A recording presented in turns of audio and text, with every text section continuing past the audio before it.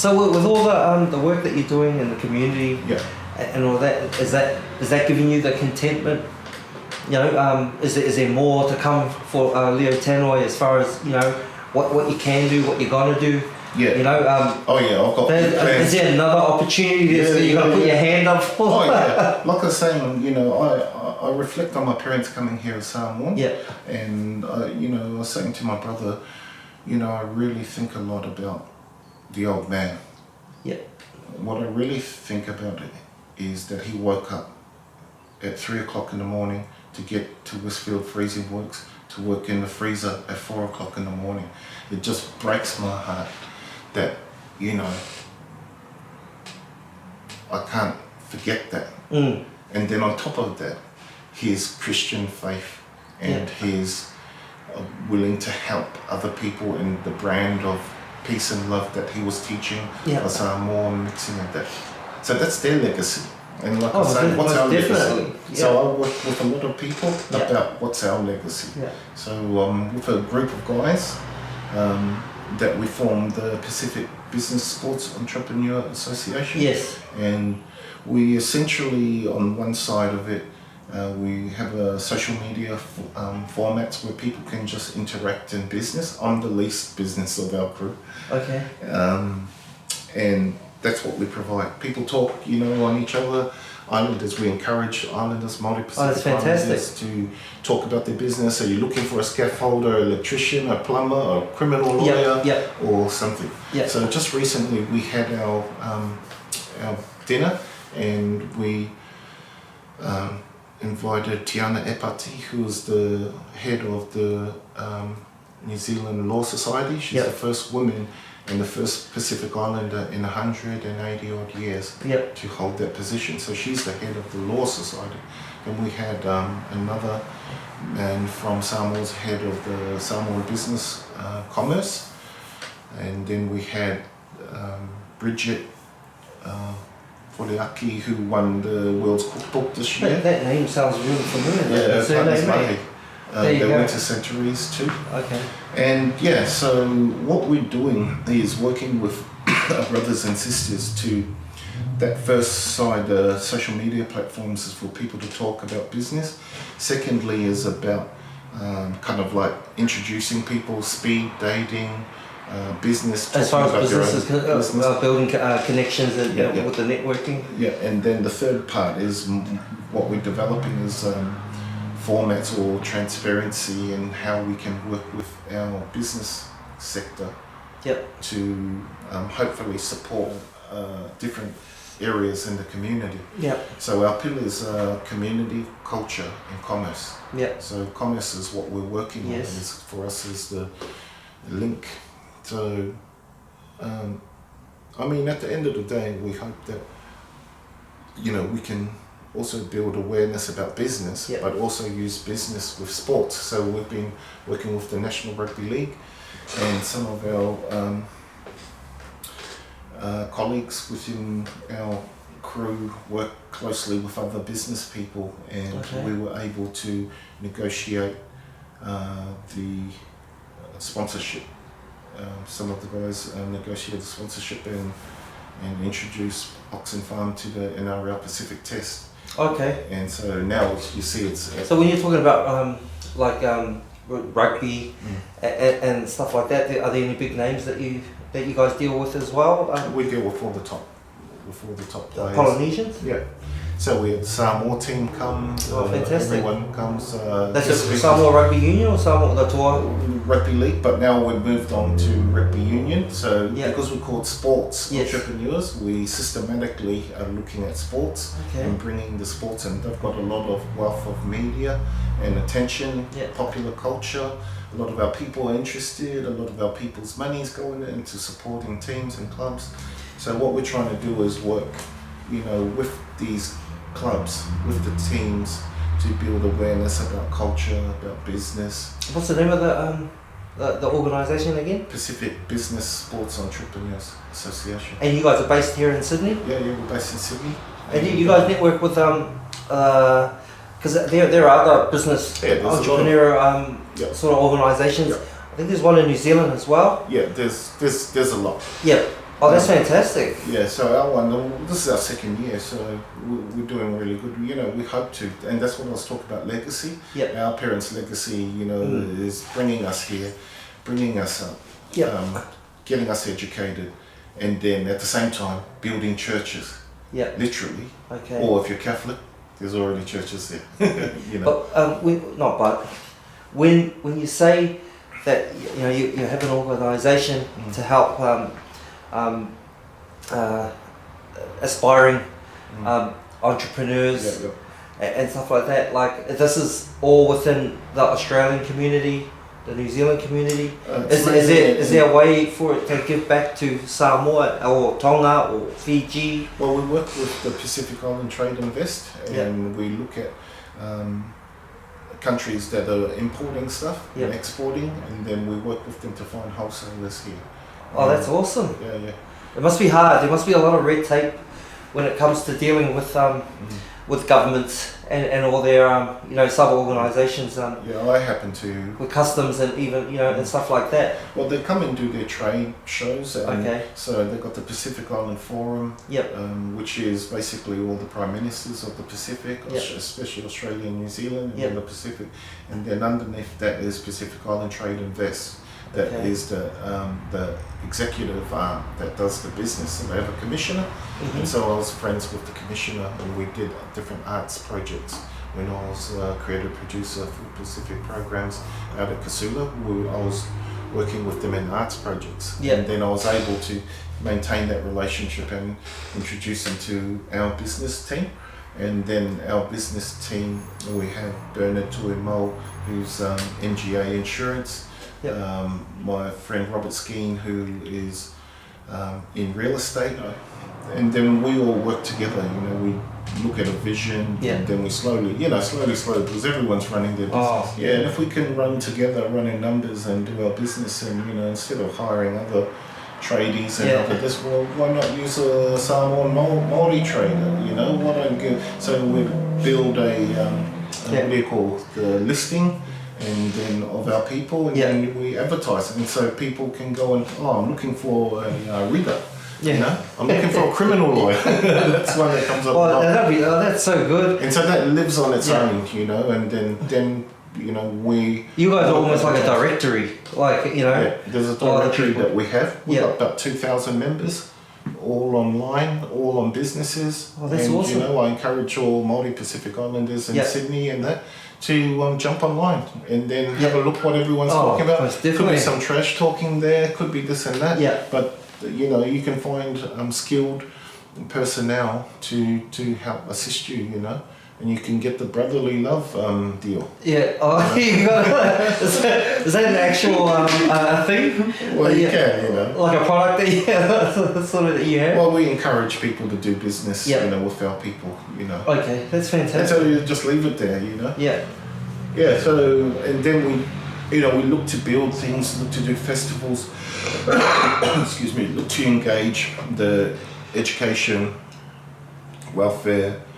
You know, set up festivals and then have all of the communications within welfare, education, medical. You know, I'm on the Samoan Diabetes reference group, the first reference group. My cousins and other doctors, and my mum's family are doctors, so they invited me to be part of it. And so I'm part of that reference group. You're a busy boy. Yeah. You're into everything. Well, I try to because you know, that's a good thing about digital or media or thing. You can use it, you know, from home. Well, I think some people like to think that we're going to be run out by robots and all this, but like with the whole media thing, it's just it's giving people opportunity and giving them that option to go out there and do everything themselves. Yeah. We do a lot of stuff, empowerment stuff with kids in the community. Yeah. You know, I've done so much stuff with kids from the NRL and all of that, kids coming up through the lower grades, playing for Samoa, Tonga, Fiji, and that, and then we do. Yeah, because I was going to mention before when you walked away from the Sharks, did you totally walk away from the game? Yeah, totally. Is this a way that sometimes you find a way to help these these young kids that are going into the game now. You know, when I was playing, there weren't such support systems there. There is now. Yeah. Like I think you have to be playing lower grade football now. You have to have an education plan, and you know, because it's more about not playing the game and going through the game. It's about what you're going to do after the game. Yeah. For me, it wasn't there, but you know, I was naughty anyway. It was a different time. Like, mate, you took your opportunity. Like, you made something from nothing. You know what I mean? But that's what I do in life anyway. You know, wherever I go, I go to the top. You know, so when I'm in the arts and culture sector, in my first year as a curator, I won the New South Wales for the top exhibition in New South Wales. That'd be awesome. Yeah, we did the calendar. You know, the calendar. Oh yeah, but I seen you one of your talks that you made reference to the calendar and had the young Fui Moi Moi and the young. Well, that's when I met Nigel Vangana. Okay. And so I saw them drinking up at Beach Road Hotel. Yeah. And I went up to Nigel, and this kind of like talks to that point where you're saying, oh, Leo Tanoi, Leo who? You know? Yeah. The funniest thing is when I met Nigel, I was talking to them and we were drinking, and then, you know, I didn't say anything. But then later I said, oh yeah, I used to play for the Sharks. And he turned around and I said, what? He said, yeah, I used to play for the Sharks. And I told him the story, and he said, man, I never heard of you. And I was going, oh man, it's all good. I came in quick and I took off. Yeah. And so we started talking. I said, sort of, I work in the arts now, so here's my card if you want to do some arts project. Anyway, long story short, my boss was into rugby league and I was creative producer Pacific programs at Pasula. And so when I told my boss, you know, that, you know, I spoke to Nigel Vangana, he said, yeah, have a talk to him, let's see what we can do. Yeah. Put down some ideas, showed Nigel, and they looked at it, and he circled the calendar, and we said, okay, so we're going to do a calendar. So there was 12 months in a year, we had 13 players turn up. I know, it's just when you look at the calendar, the names that you saw on there. It was leading. It was that year. Yeah. Jared Hayne was the top player. I saw Jared Hayne on there. So Jared Hayne, Fui Moi Moi, Nathan Kalis. I remember Kalis. Frank Puletua, Nigel, from the Warriors, what's his name? Vatuvai. And from Cronulla, he plays PNG. So there was, and you know what? You know how the program, and then the talks became a bit more serious when my boss came to the meetings, because me and Nigel used to have coffee. And that's such a major effort. His boss came, and then our bosses started talking, and then next thing, we got onto it. And so we hired a place, Sun Studios in Alexandria, on an afternoon. And how we did it was, and this is how Nigel said, oh, I'll text all the boys, and whoever comes. And it was funny because Australia's next model was in the next room doing their whole model thing. That's and cool, all the league players coming one by one, everyone was going, what the hell's going on here? They all want to be in your shop, like. They were in, And so, we had 13 players that, you know, it talks and it speaks to, you know, them understanding the arts and culture project and what we were trying to achieve. You know, a calendar. It's a celebration of the thematic or the theme was body. So it was played into the hands. They were beautiful, good-looking guys, muscular. But you know, we dressed them in semi-traditional contemporary gears. Yeah, because I saw Kalis. He must have been representative of the New Zealand side. Fui Moi Moi. Yeah. So. And then ultimately, we got the final shots, made a calendar, but then we blew them up into life size and exhibited them at the... so from that, and then the community engagement, normally there's about 300 to 400 people at the exhibition opening. On that weekend, we had about 5,000-6,000 I was going to say, that would have been blown away. Our community turned up. You know, we in all the newspapers, on the front covers, all on the sports. The guys from New Zealand, Herald, The Sun, the editor came over, and then from that, there's been a lot of academic books written about that period and about, you know, everything to do with sports and arts and tradition and all of it. Is that Is that something like, what year was that you guys brought that up? 2010. 2010. Yeah. Is there movement to replicate that again? Yeah, we just have to put it off for a while, you know, and don't do it again. And the next time we do. Who's going to be doing the call? Like, there's calls. You know what I mean? It's like, all right, boys, this is what's going to happen. Whoever turns up. Well, the first year we did it, we had 13 players. The second year, we had 22 players. Oh, so you did it again? Yeah, we did it again. And then all the players, there was like 20. So we had to work out a strategy, and then we photoed. Yeah, so I'll send you all of that as well. That's a lot of pride, eh? That's awesome. Yeah, it was amazing. Frank Pullatul was on by then. Frank is now head of senior manager at NRL for the international strategy, and that's who we work with, Frank and some of our boys who are in the group.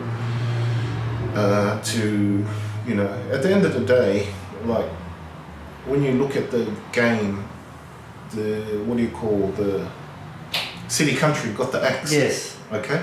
Yeah. It wasn't making enough money. Okay. And that's where the Pacific came in, and it was a much more viable product. And we were able to make the NRL or Fox, its sponsors, that $30-40 million as opposed to losing money.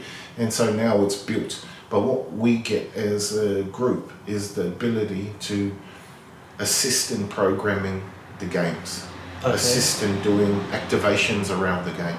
You know, we're using it for our people.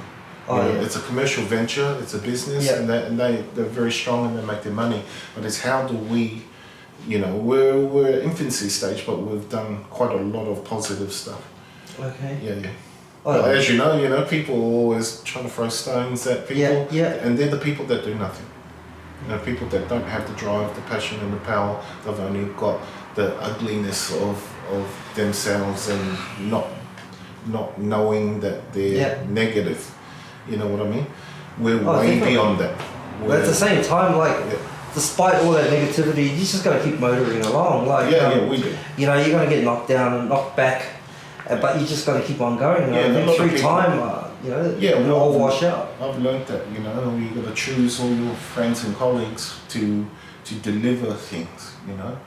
Because business, I'm not a very good businessman, but I'm learning a lot of business from being with our team. Tell me about it. And the confidence that you get enables you to believe in what you thought was right, you know?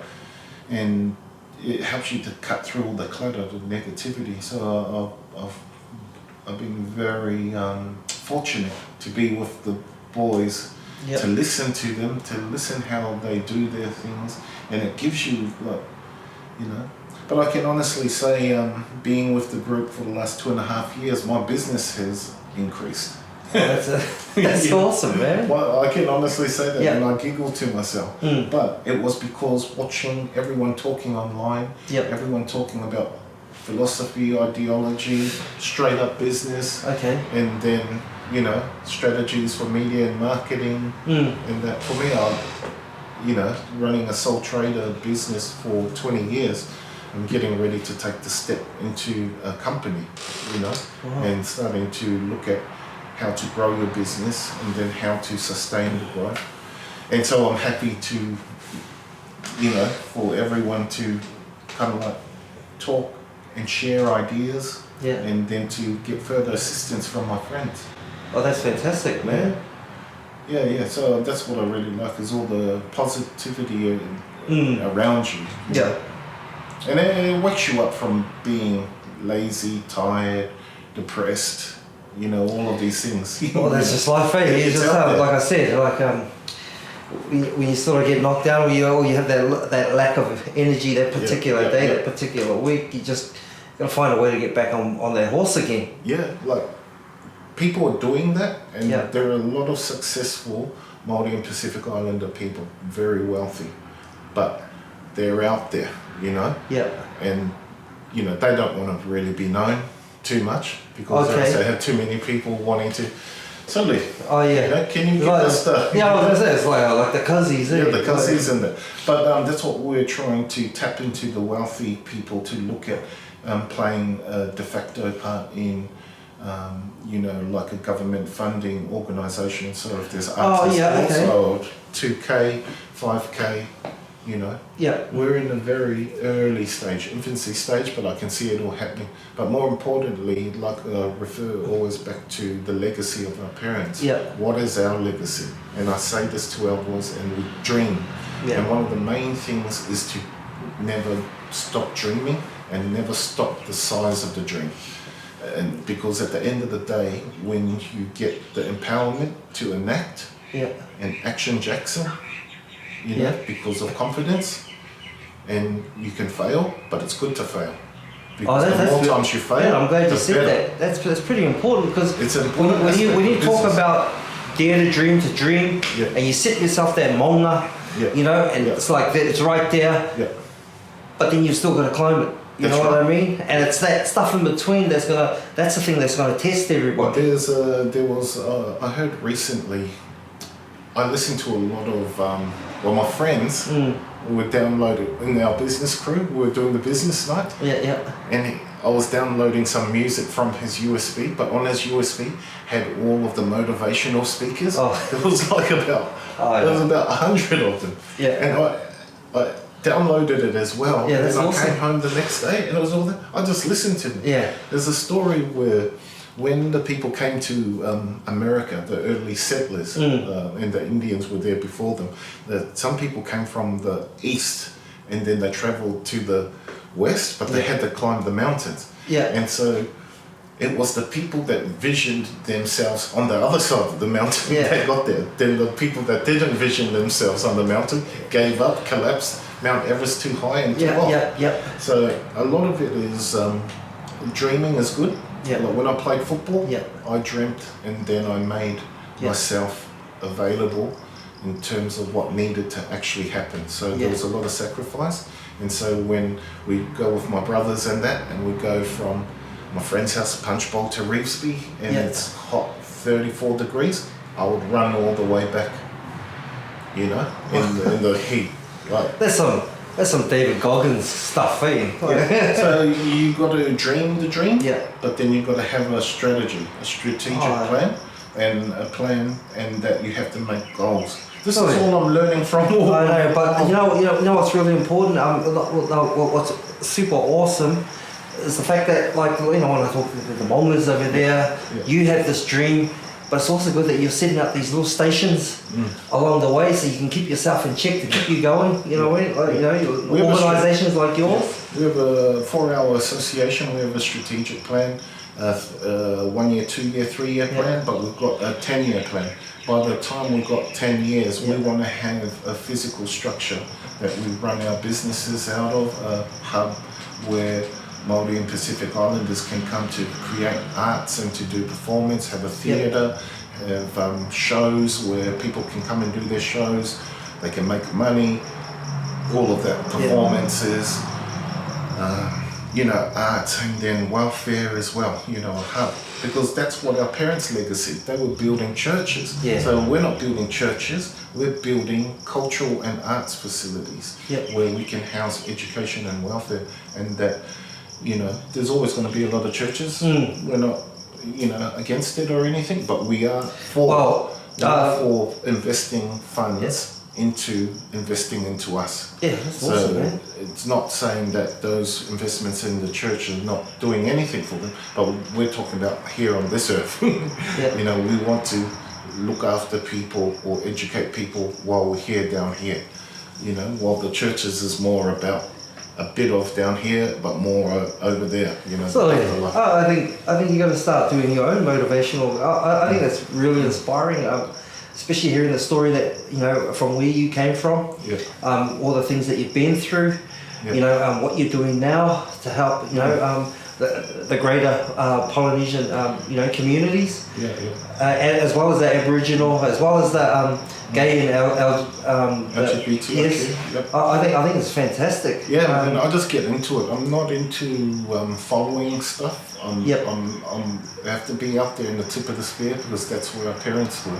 They were very out there. That's a nice way of looking at it, man. I don't want to be at the back of the spear. I want to be at the tip of the spear with our brothers and sisters that are looking to make change. Like we're, you know, we can make change every day of our lives by getting up every day and, you know, and doing things for the right reasons. Yeah. You know, what are the motivations behind why are you doing this? Why? It's like because I'm a bit concerned about my legacy, because I don't want to be involved with my dad's legacy. That's him. He did that single-handedly with his church and his people. They created spaces to educate spiritually people and that. And so we've got to do it in our way. I think that, one of the things my mum always used to say to me in Samoan is that that happy are those who give, you know, than those who receive. E siringa foa'i roa kākara, you know, that's receiving it. And when I was saying, and then I see my father's life and that he's giving. All I want to do is give to Leo Tanoi's capacity. I'm not a brave man like my father, but I'm in that direction and I will do my best. And that's what my father wanted for me. That's what he told me. He told me specific things to do in life. For example, don't forget to write a book about our family. And throughout that time, I realised why he said that, you know. So I've started preparing stuff.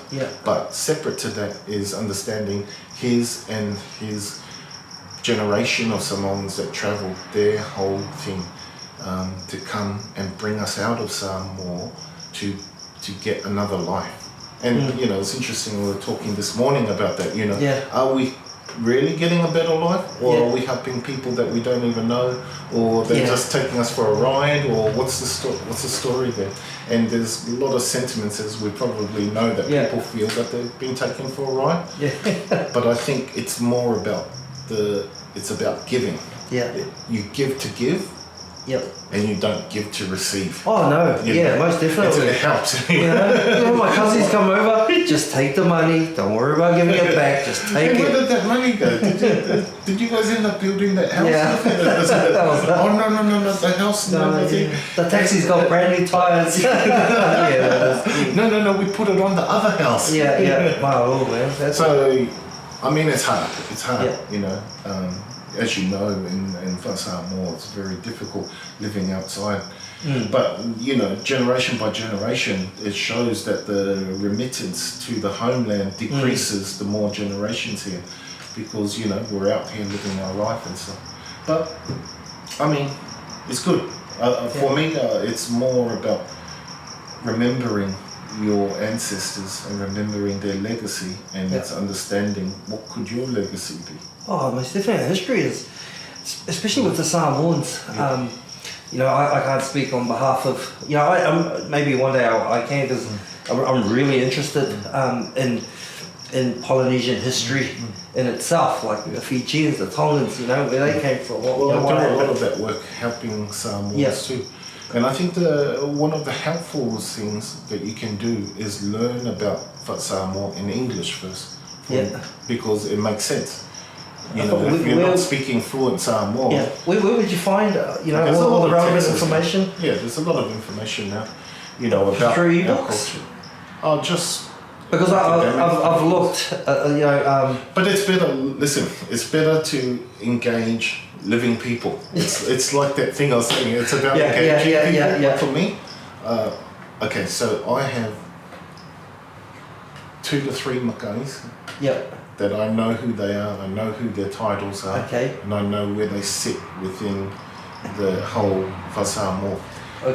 I paid them to come here, and like recording them, I record them and I shoot all the questions to them. And then I learn about different aspects of Fa'a Samoa, about the CE, about the funerals, the CE, you know, how to conduct the CE, what's the words that you use, what's the structure, everything.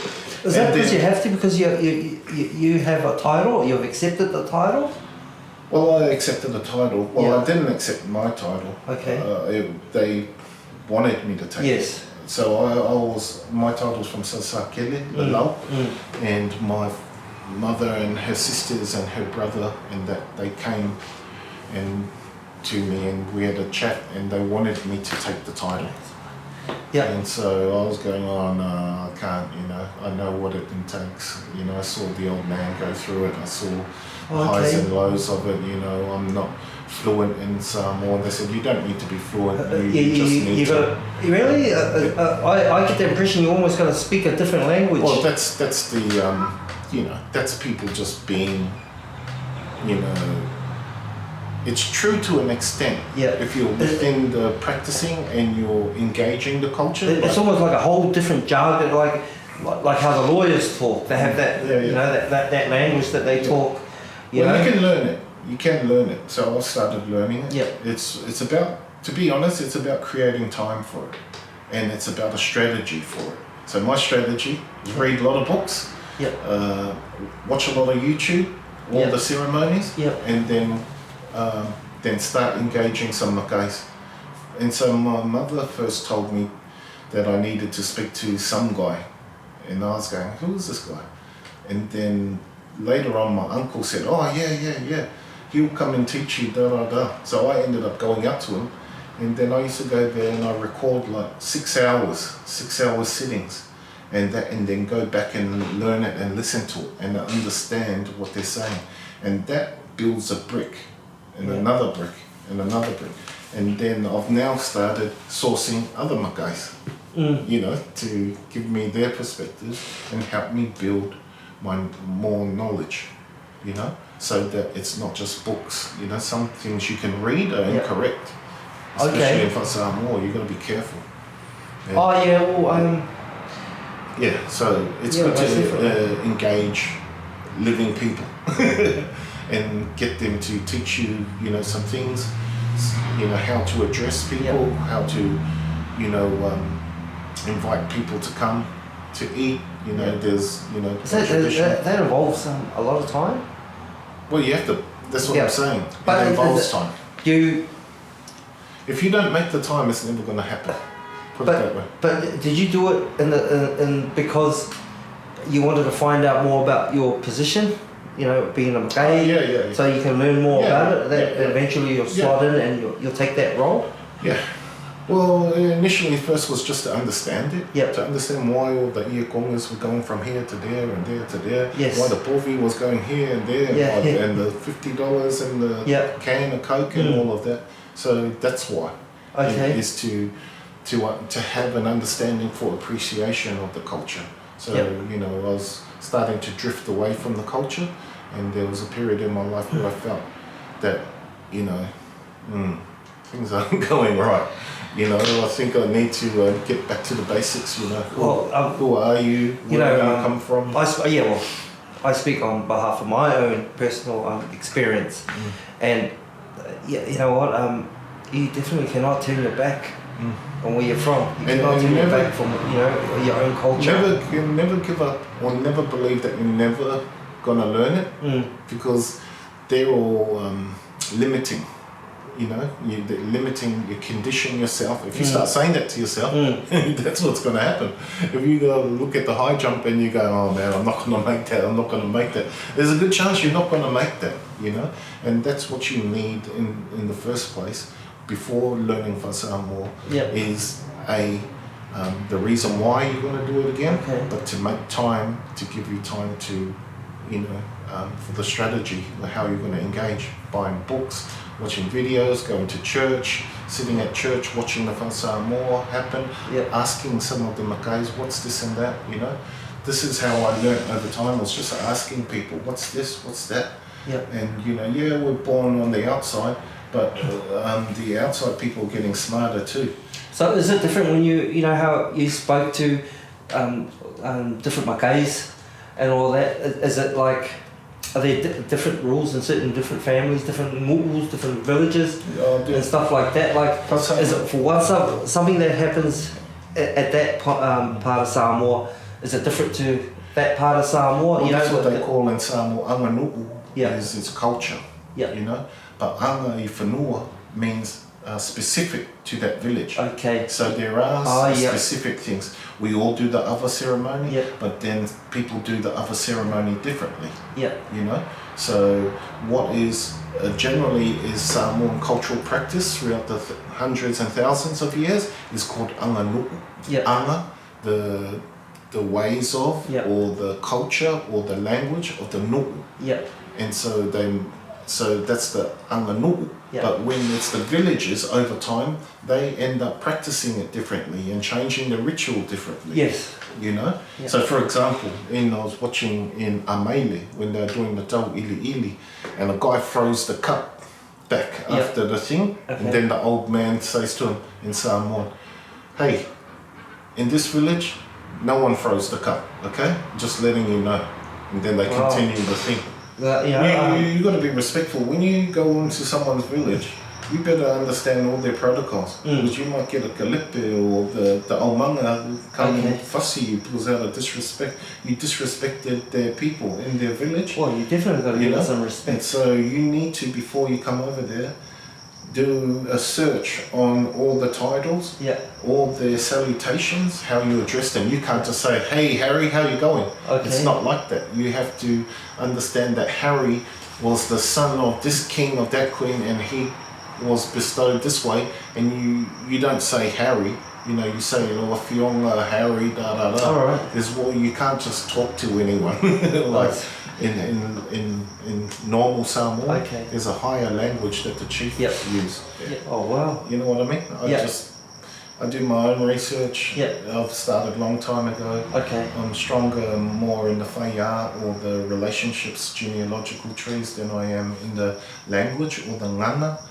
So I'm learning the ngana more now, but I actually learnt the Fa'a first, which is probably the hardest, which is the genealogical trees and how you're linked to everyone. So that's, when they do the Fa'a Samoa, births, deaths, wedding, that when the ceremony is finished and then they do the Fa'a Samoa, that's when the Whailaunga, the orator's job to come in orate to say thank you on behalf of all the Samoans there, all the clergy. So the person who challenged the whakau has to battle all the other orators. No one's allowed to get up and say, I'm this title from this village, so I'm going to orate. If you do that, they'll probably drag you out and beat you up outside. But essentially it all started the same way as everything else, is by stories getting handed down through families. Handed down, father to son or daughter or whatever. The information's kept within heart, mind and soul. Do you think that's a lot harder these days, with that sort of history getting handed down? It is. Well, in Samoa it's different because they're immersed in it.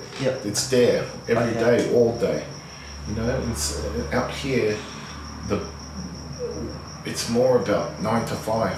So we don't get time for all of that. Hence, the diaspora Samoans aren't really engaged in the Fa'a Samoa. They've had opportunities, but it's different. In Samoa, it's immersive. It's there. The village, the mu'u, the iku maru, everything. But in New Zealand, in Australia, 9 to 5. Up there, and then it's only Sunday in the church. So it is difficult, but not impossible. I'm not sure. I haven't been there since 2004, so I'm looking forward to going back there.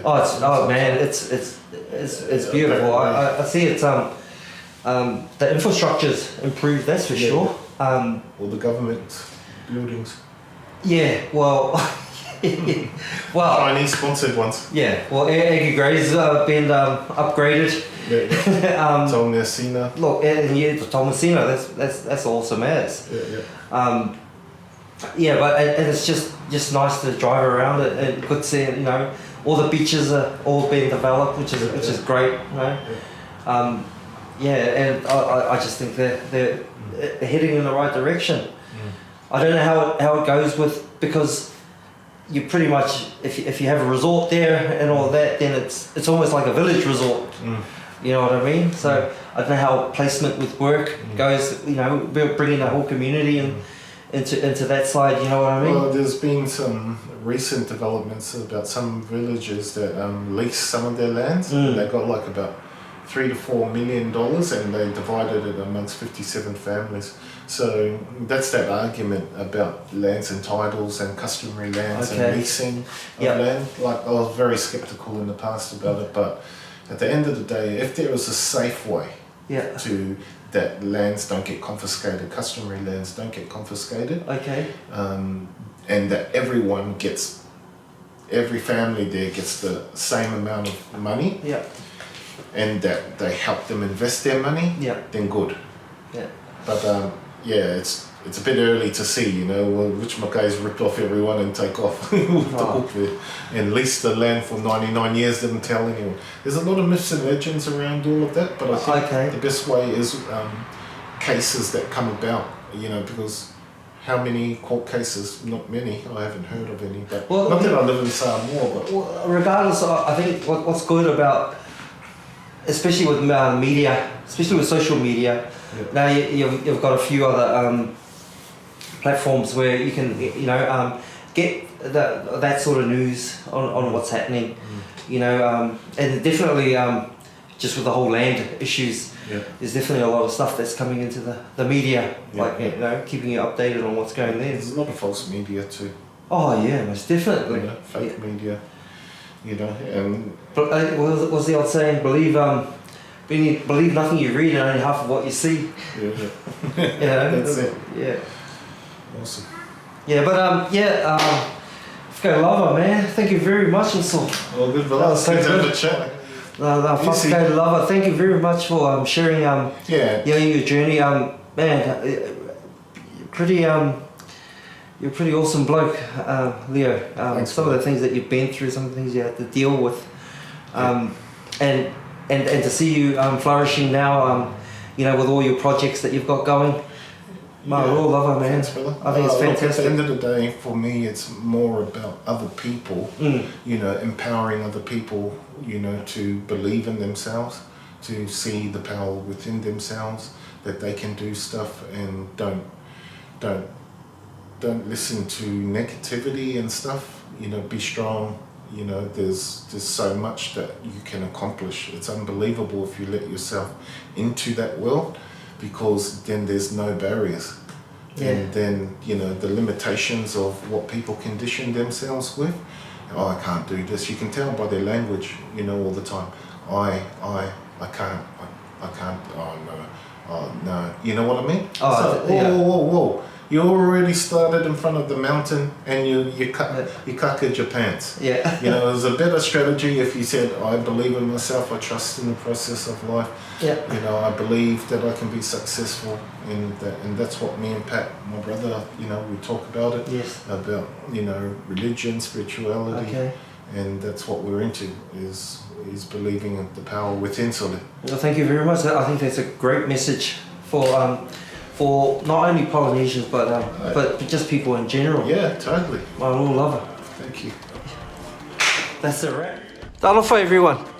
Thank you for tuning into part 2 of Leo's amazing journey and personal insights on life and business. Definitely finding awesome ways to give back to our community. Don't forget to like and share, and please comment if you agree, disagree, find it helpful, even if you just want to say hello. Again, I'll leave all my links at the end. Please check them out. Until the next episode of Samoan Rigger Podcast, alofa kele, to whāsoi fua. Cheehoo!